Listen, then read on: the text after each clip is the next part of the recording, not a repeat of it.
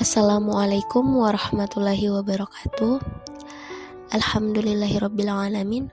Wassalatu wassalamu ala asrofil anbiya'i wal mursalin wa ala alihi washabbihi azmain, amma ba'du.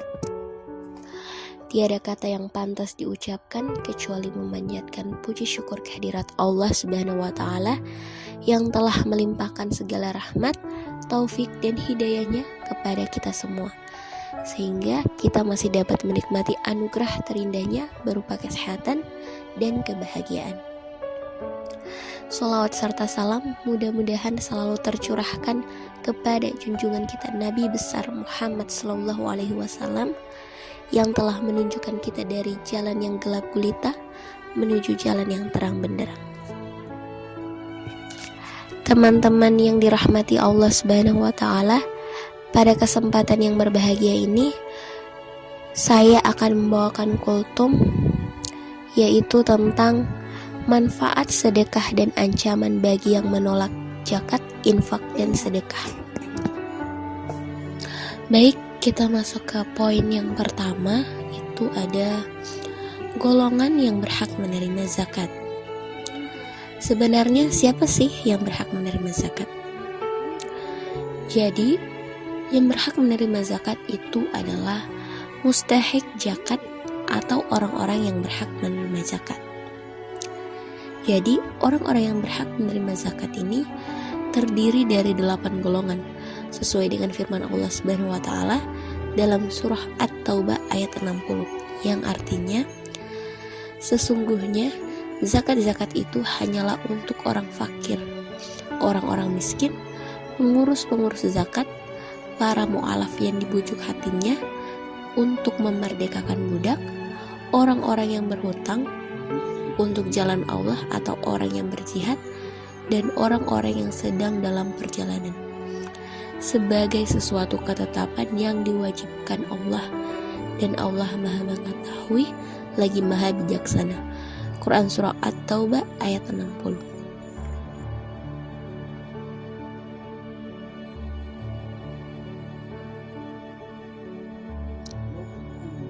Yang kedua, ancaman bagi yang menolak membayar zakat. Selain kita diperintahkan melaksanakan zakat, Allah dan Rasulullah juga mengancam orang-orang yang menolak menunaikan zakat, infak, dan sedekah. Allah Subhanahu wa Ta'ala memperingatkan orang yang menolak membayar zakat dengan berfirman yang artinya, dan orang-orang yang menyimpan emas dan perak dan tidak menafkahkannya pada jalan Allah, maka beritahukanlah kepada mereka bahwa mereka akan mendapat siksa yang pedih pada hari dipanaskan emas perak itu di dalam neraka jahanam. Lalu dibakar dengannya dahi mereka, lambung, dan punggung mereka. Lalu dikatakan kepada mereka, inilah harta bendamu yang kamu simpan untuk dirimu sendiri. Maka rasakanlah sekarang akibat dari apa yang kamu simpan itu. Quran Surah At-Taubah ayat 34-35. Begitu pedih ancaman dari Allah bagi orang-orang yang menolak membayar zakat harta bendanya. Mengenai ancaman tersebut, Rasulullah SAW juga bersabda yang berbunyi, tidak seorang pun yang memiliki simpanan, kemudian ia tidak mengeluarkan zakatnya, pasti akan dipanaskan simpanannya itu di atas jahanam, dijadikan cairan panas yang diguyurkan di lambung dan dahinya, sehingga Allah berikan keputusan di antara para hambanya di hari yang lama seharinya sekitar 50.000 tahun, sampai diketahui kemana perjalanannya, ke surga atau ke neraka. Hadis riwayat Asy-Syaikani. Begitu bunyi sabda Rasulullah SAW, yaitu simpanannya akan dipanaskan dan dijadikan cairan yang diguyurkan di lambung dan dahinya selama 50.000 tahun. Dalam hadis lain, Rasulullah SAW juga bersabda yang berbunyi, demi Allah, kalau seandainya mereka tidak mau membayar zakat, walaupun hanya berupa anak unta betina yang di masa Rasulullah mereka selalu membayarkannya, niscaya akan kuperangi mereka karena pengingkarannya tersebut. Hadis riwayat Al-Bukhari dan Muslim. Dalam hadis tersebut, Nabi Muhammad akan memerangi orang-orang yang menolak membayar zakat. Yang ketiga, perintah sedekah. Dalam surah At-Taubah ayat 103, Allah berfirman yang artinya, ambillah zakat dari sebagian harta mereka, guna membersihkan dan menyucikan mereka, dan berdoalah untuk mereka. Sesungguhnya, doamu itu menumbuhkan ketentraman jiwa bagi mereka. Allah Maha mendengar lagi Maha mengetahui. Quran Surah At-Taubah ayat 103. Allah berfirman yang artinya, hai orang-orang yang beriman, belanjakanlah di jalan Allah sebagian rezeki yang telah kami berikan kepadamu, sebelum datang hari yang pada hari itu tidak ada lagi jual beli, dan tidak ada lagi persahabatan yang akrab, dan tidak ada lagi syirik. Dan orang-orang kafir itulah orang-orang yang zalim. Quran Surah Al-Baqarah ayat 254. Yang dimaksud syafaat di atas adalah usaha perantara dalam memberikan sesuatu manfaat bagi orang lain atau mengelakkan suatu mudarat bagi orang lain. Melalui ayat di atas, Allah memerintahkan hamba-hambanya supaya menginfakkan sebagian dari apa yang telah Dia karuniakan kepada mereka di jalannya, yaitu jalan kebaikan. Di dalam Al-Quran dimaksud, hendaklah kita menyedekahkan sebagian dari harta yang kita miliki. Entah berapa kali kata sebagian itu yang disebutkan. Jika sebagian kecil berarti sekitar 5-10%. Jika setengah berarti 50%. Jika sebagian besar berarti sekitar 60-90%. Nah, dalam surah-surah di atas disebutkan sebagian dari harta kita yang berarti berkisar antara 20-40%. Di mana di dalam surah Ibrahim ayat 31, Allah Subhanahu wa taala berfirman, katakanlah kepada hamba-hambaku yang telah beriman, hendaklah mereka mendirikan sholat, menafkahkan sebagian rezeki yang kami berikan kepada mereka secara sembunyi-sembunyi atau terang-terangan sebelum datang hari kiamat, yang pada hari itu tidak ada jual beli dan persahabatan. Quran Surah Ibrahim ayat 31. Yang keempat, manfaat sedekah. Allah Subhanahu wa taala berfirman dalam Quran Surah Al-Baqarah ayat 261 yang artinya, perumpamaan orang-orang yang menginfakkan hartanya di jalan Allah seperti sebutir biji yang menumbuhkan 7 tangkai. Pada setiap tangkai ada 100 biji. Allah melipat gandakan bagi siapa yang Dia kehendaki, dan Allah Maha Luas, Maha Mengetahui. Quran Surah Al-Baqarah ayat 261.